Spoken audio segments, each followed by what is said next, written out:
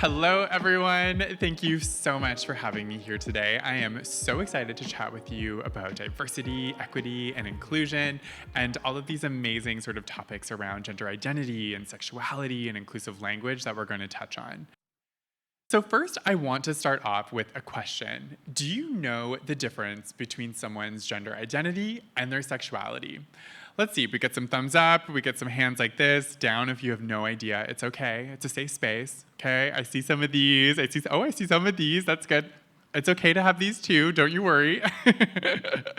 I think it gets really confusing because, I think oftentimes we group together someone's gender identity and their sexuality and look at them as actually the same thing, but they are completely different. So, someone's gender identity is their individual experience of their own gender, which can be different from the gender in which they were assigned at birth. Really think of this as like how we internally express, ourselves. So, it could be the clothes that we wear, it could be the makeup that I wear. These are all sort of like kind of things that we use to express ourselves that are part of our gender identity or our gender expression. Versus sexuality, on the other hand, is completely different. It is all about sort of physical attraction to someone else's gender or genders in which you're physically attracted to. So one is like more about like self-expression, and the other is more about like physicality and like who we're physically attracted to. So when we think about gender identity and gender expression, often a lot of times I'm seeing within the media, especially social media, that this is sort of like a new woke term, which really couldn't be further from the truth. When we think of gender identities and gender expression and gender diversity, it has existed since time immemorial. It's just now that we're in sort of a moment where we're having a lot more conversations and we have new sort of language around gender identity and sexualities. But I think gender diverse people have literally been here since the dawn of time. So in North America, we have an incredible sort of umbrella term called Two-Spirit. And Two-Spirit is a term that's used within the indigenous communities within North America to represent sort of this third gendered category of someone who really embodies sort of the male and female spirit. When you look at different cultures all over the world, you're going to see that there was these amazing third gendered categories that popped up all over and literally have existed within all of these different types of cultures. In Central and South America, you had the Mushe. In Hawaii, you had the Mahu. And, really the list goes on. So I really want to encourage all of you, maybe as a little bit of homework after you leave, to learn more about these sort of like the gender diversity within different cultures all over the world, because you will basically find them almost everywhere.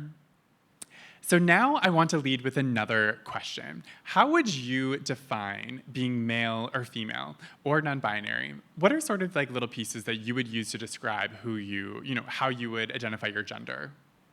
Okay, so, how you wear your hair, that's a great one. Oh, your role within the relationship, absolutely. Okay, painting your nails, doing your makeup.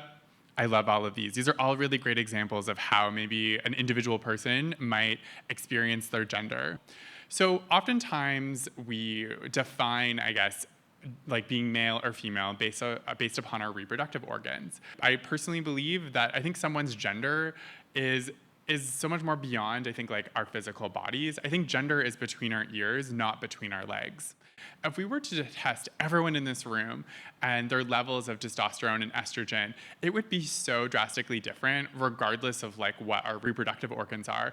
And that, there could be people who were assigned male at birth that have really high estrogen levels, and, people that were assigned female at birth that have really high testosterone levels, regardless of what our reproductive organs are. And I don't think that either of these sort of like factors really define like whether you're male or female. And I just want to plant a little bit of a seed of maybe sort of challenging the way that we sort of look at gender, because I don't think it's so black and white, especially when we have sort of like just, using intersex people again as an example, exist in the world, and they are just as common as like redheads are.